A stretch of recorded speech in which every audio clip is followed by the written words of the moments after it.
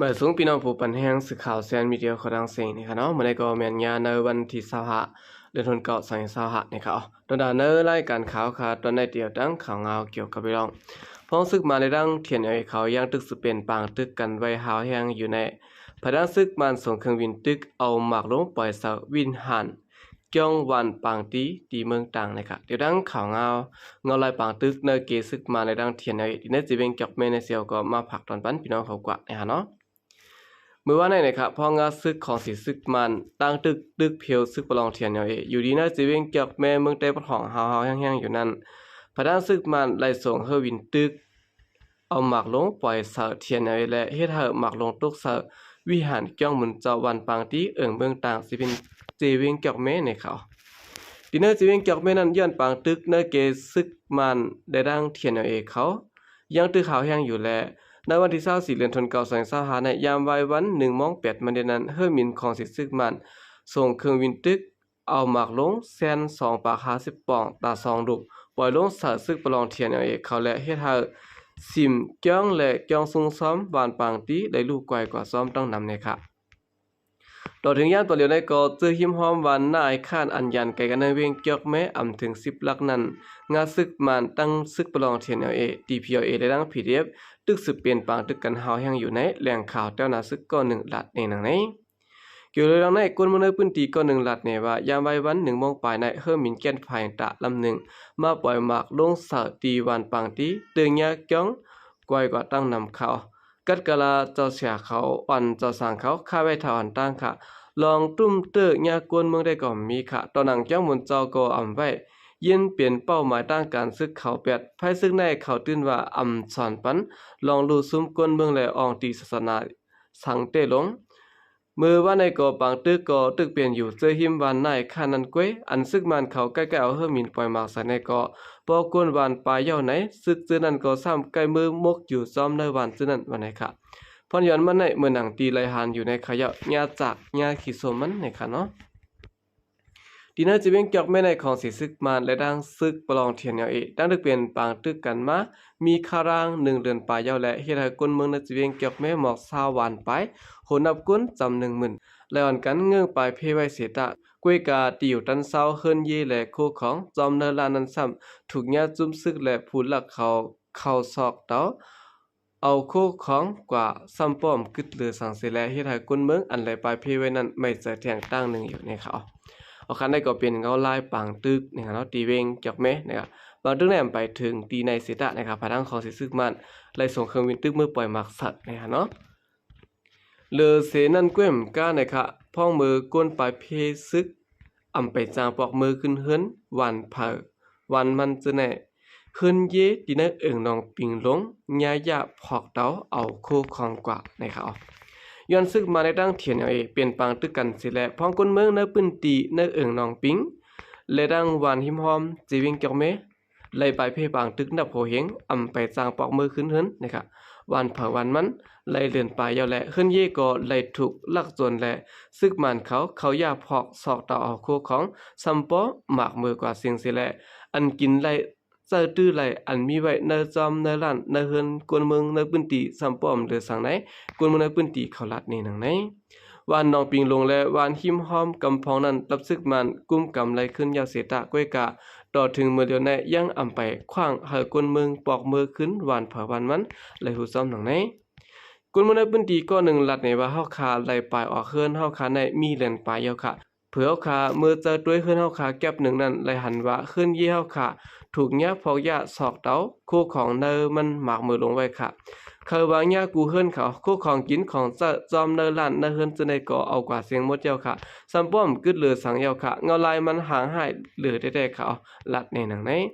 ย้อนเบอร์เป็นปางตึกและอ่ำมีรอห่มลมเตรียมทนพองคนเมืองในพื้นที่ไหลเงื่องค่ายหาปลายกว่าอยู่อองติรอดเพไว้ตั้งหมดยาวสิตะต่อเร็วซ้ำเฮือนเยถูกญาผู้ลักและซึกเขาพอกยาซึ่งไหนเปลี่ยนจำดีจอมเด็ดๆนะครับอันได้เป็นผู้ลักมาพอกยาเต่าซึ่งไหนได้กำอีกไว้นะครับกำบานำได้ก็เปลี่ยนกวนซึกเอากว่ากินเนี่ยเนาะเอามาได้เป็นตั้งซึกมาเนี่ยมาได้เป็นตั้งซึกลอยเนี่ยซึ่งไหนไล่สร้างก็ได้บ่เปิงกันนะครับเกี่ กี่ยวกับเวลองในก้นเมืองหนองปิงอันไรปลายเพไว้ก็หนึ่งหลัดเนตีดังสื่อข่าวเงาแรงหุ่นไม่เขากว่าว่าเขาและยินข่าวว่าซึ่งมันอันอยู่ที่หนองปิงโคกึดนั้นเขาซอกญาติเตาคู่ของนายเฮินเยเฮาขาก้นเมืองอำถัดใบในแหละเมื่อในวันที่21เดือนธันวาคม2025นั้นเผยว่าเฮาขาโจกันเมื่อเจอด้วยนั้นไหลหันคู่ของที่นายเฮินเฮาขาญาซึกมันซอกต่อไว้ตาเขาตีปันเฮาขาเขาเมื่อเจอเฮือนนั้นเฮาขาไหลอุบเนลองตั้งอย่าผึดกินซะเฮาขาเสเขาจองตีปันเมื่อเจอเขาเผื่อเมื่อยาวซ้ำว่าเขาปันเขาก้วยเขาอ่ำปันขึ้นออกครับว่าบ่เดี๋ยวขึ้นได้ก็สุยาปีเข้ามาเยาะวันไหนย่อก็เขาถามว่าป้อสุเตเขาอยู่เปิ้เฮือนสู่ก็ให้ห้องปูเกก้นหลงสู่มาเหเฮาเตป้อปุ่งสู่แลตั้งเฮือนสู่เหนี่ก้นหลงย่อก็เฮามีอิงทองสู่แลมัดปองตินจื้อในวันให้เขาคู่ของก้นในปอกในยอมติในน้องปิงเฮาคาในอันนำซอกอำยาในอำมีเสียเฮือนค่ะเขาพอกยาเต่ากูเฮือนเขาอำรถเพศสิปอกเสหลังค่ะต่อเร็วในเฮาค่ะก็ปอกเขามือเฮือนหนายาวแลปอมือใจเฮือนเสถามตีซึกมันเขาซ้ำละลิงกว่าลิงมาให้ว่าแทง20วันกำมาแทง3วันว่ากำแทงว่า5วันว่าซึ่งในป่นกว่าเยาเฮ็ดให้ที่เขาย้อนเปิดสังแลเขาอำเคยปันความเขาเมื่ออยู่ก็อำฮู้ซึกได้ก็ตีน้องปิงในต่อเร็วมีซึกมันจุ่มเดียวกว่าเยาคารู้ลองในเฮาค่ะอำปองใจว่าในค่ะยันของสิซึกมาในดังตะป้องสู้ซึกประลองเทียนเอาDPA และดัง PDF เขาเปลี่ยนปางตึกกันมาแลเดเจเมือลนออกาดปนมานั้นสิและเฮ็ดให้คนเมืองอันอยู่ในทุ่งหนองปิงและหิมหอมจำหมอก20วันโหนับกวนจำหมอก1หมื่นก็ไปและเงื่องปลายเพปางตึกมีคารางเลื่อนไปเอาเสร็จแล้วต่อเหลียวในกวนเจือนปลายเพในหลุดรางจอยแถมตั้งกินตั้งย่ำหิบเนี่ยคึกคักไว้ว่าในเขาโอกาสในก็เป็นเงาลายตีเวงเกี่ยวเมในขณะยินมองจะซ้อมพี่น้องที่ในน้องปิงเขาเด็ดๆในเขาโคของเฮินเยนแหมกึดเลือสังเสมยนะครับก้นมีก็จานในเย็นเป็นก้นผ่านกว่านะเนาะสุบสิแนวขาขึ้นมาถ่อมด้วยเงาลายตีสิเวงนำคำนะครับตั้งภายเทียนแนวมีลองเด็กเต่งก้นขายกัดในเวงนำคำเหตุการณ์กล้าขายนะครับก้นกล้าขายอันขายไว้ตีนกัดนำคำจึงไต้ปอดห้องอันตับซึกประลองเทียนเขากุ้มกำไว้นั้นทุกญาติเด็กเต่งจะเหิดต่างย้อนบ่เฮ็ดขว้างไหลเสียนการกล้าขายว่าในเขาตั้งแต่ในวันที่19เดือนเซปเทมเบอร์ในมานะครับจุ่มยีดังภายจุ่มซึกประลองเทียนเขาออกเขาเป็นเผาเนี่ยเนาะเด็กจะเฮกวนขายกัดที่ในสิเวียงนำคำเขาเฮากว่าเฮ็ดไว้ขว้างเหตุการณ์กล้าขายตีลุ่มภายลุ่มหลายสิเวียงว่าไหนเสกุมันปืนตีนำคำก้อน1ลัดนี่นางไหนเกี่ยวลองในก้นเมืองเวียงนำคำอันนำขอกจื้อก้อน1ลัดก่อยด่างสื่อข่าวเงาแรงหุ่นใหม่เขาว่า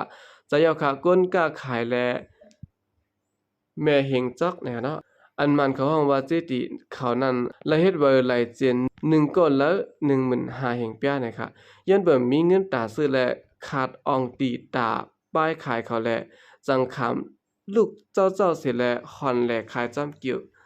ซ้ำตั้งมีบญานหาเฮ็ดปุ้นเฮ็ดในไว้นะอยู่ที่ดังซึกลอยเขาในลูกอ่อนขึ้นดิเคก็ไหลปัน1ก้อนละ1แสนนะครับขึ้นตั้งนอกลิกมันก็จันเงาบ่เป็นหูลาด้านแก้ว1ก้อนละ1แสนต่อบ่ถึงจันกลางนะครับบ่เป็นแหลต้านแต่ก็1ก้อนละ150,000เปียค่ะบ่เป็นจันสูงซ้ำ200,000เปียเขาตาเฮิมอันเขาเฮ็ดไว้ตีโคลงนั้นเพราะว่าเป็นก้าต่างหินในอำปันไตโคเสและตื้นเตไลขี่เฮอเข้าเปิงเลี้ยว1ลำในไหลจ่ายปันเขาพาปากย่อนเงินเขค่ะไล่ตาเตฮอดไทยเอาเงินกวนนำคำเฮานั้นซึ่งลอยเขาเฮ็ดกุลายะหลัดนี่นังไหนกวนมื้อในปื้นตีก็1ลัดนี่ว่าบ่ไหลเสียนเหตุการณ์กล้าขายในตีไหลก็เฮ็ดปันตีลุ่มภายเริ่มไหลนะฮะเนาะ1ก้อนละในตีไหลปันเงินมันอยู่ที่ 15,000 แห่งเปียนะครับต่อถึงย่ำเหลียวในสังเสว่ามีว่าการกล้าขายเพราะว่าในเขาเตปันตามซึ่งหื้อในแต่ก็ไปฮู้ค่ะก้อยกาเขาว่าสังว่ามีว่านั้นไหนเขาปันก้นออกเว้งข้ามกิกลานเขาก็ไหลว่าในค่ะลัดนี้นังไหนสืบสิในก็ในวันที่22เดือนเซปเทมเบอร์เปิ้นมาในซึ่งประลองเทียนเขากดทัดรถกาเสื่อมมีว่าในเวียงนำคำเสียและดึกซ้นเฮาเฮ็ดไว้ขอนไหนกุนมันปืนตีเวียงนำคำก็10ลัดในนังไหนกุนมันปืนตีเวียงนำคำลัดนี่ว่าเมื่อเจ้าในซึกเขาก็ทัดไปไล่ปันตามเงินก้วยกาเขาลาดว่ารถกาปลาหิตาและรถกาสังฆาเจ้าก็โลมีเวอร์ไลเจนว่าในเขาลาดว่ารถกาที่ในเวียงนำคำในโดยไลเฮ็ดไว้ขอนไลเจนกูลำในค่ะลาดนี่นังไหนกานำมีเวอร์เลนเจนนั้น อีกเนอเส้นมันเสร็จแล้วกาขันมันเตมีอยู่200,000ต่อถึง300,000แปะค่ะกาเส้นกลางซ้ำ300,000ถึง400,000แปะค่ะกาลงซ้ำ400,000ต่อบ่ถึง500,000แปะนะคะว่ารถกาอันเทียนเอาออกหมายพางไว้ปานนั้นเซาตื้อไหลคาราง2ปีเสร็จแล้วเซาตื้อไหลในปืนตีนารินเทียนเอาเขากุ้มกำนั้นกวยนะคะยามเดี๋ยวซึกประลองเทียนเอาเด็กจะเจ้าตัวเจ้ากาอันมีว่าขอนตีนำคำขึ้นเฮ็ดว่าขอนแทงปอกกำ2เมื่อหนังรถกาสุนโตกาเซาตื้อเนกันกาต่อต่างออกข้าวดังและกาต่างกุนกาอีกปะดังรถกาอันเป็นของวัดย่องและจุมปะลาหิตาสนัยก็อำไว้ไหลหูจอมหนังในนะครับเมื่อหน้าเดือนเมษในปี2025ปนมานั้นก็ของการผายหมายพางและกุมกำรถกาซึกประลองเทียนเขาเลยปืนภาวะรถกาสุนโตรถกาอันเซาตื้อเนกันรถกาต่อต่างกลออกข้าวดังและรถกาต่างกุนกาต่างขายตีในเสวียงนำคำและนำสันอันอยู่ประเทียนเขากุมกำไว้นั้นเฮ็ดปันว่าหลายเส้นรถกาเสและขอนและกาเจอสายเตอิงเส้นรถกาเสมี200,000ต่อบ่ถึง500,000เปียซื้อในบ้านให้เขาเอาค่ะในก็เลยเป็นลองตัวหนึ่งตั้งภายเทียนให้เขานะครับเนาะเอาค่ะกำเนิดสุดได้ก็ยินจมนับยามกูมันถึงพี่น้องผู้กำแชมป์ปัญหาเขาทางเสียงอยู่ค่ะยินจมนับยามยามนำเสค่ะใส่ก็เรียกมาส่งค่ะ